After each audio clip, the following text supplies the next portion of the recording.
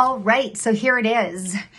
Deb's Lucky Lottery Diary. I can never seem to get it right because you know what I remember. Great Christmas. Okay, so I haven't seen you for a couple of days. Well, that's because I had an unfortunate incident in my family and we had someone transition.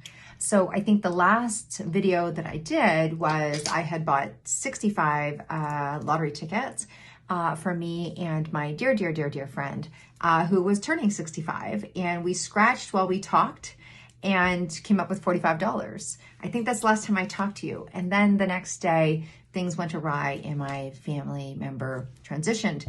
And so I had to run and get on a ferry and all that kind of stuff. But my family member was a big gambler, the biggest crib tournament winner ever in Canada. And so I made sure when I was running around that day to, even though I was in a haze and because it was unexpected, I got lottery tickets and I just happened to have some ones in my purse and I was like, just run these numbers. So I don't know, I'll have to keep in touch with you on that. But then I did on the way back. So here's an interesting thing. I was talking about how it's so great with my uncle. His name is Tom, Uncle Tom. We used to play Romoli when we were younger. And, you'd have like these circles and it was always nickels, right? We'd always play with nickels, right?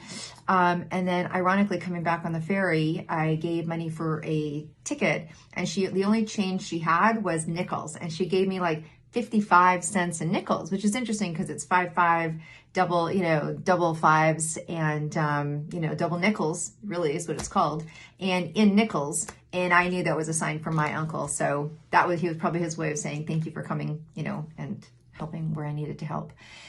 And then I scratched last night, and for the first time ever, I won twice on one ticket. So I got a free ticket and I got $1. So I think those were all really good signs. Again, we don't really know what this is all about, but we're going to keep going because it's only February. So that's my update.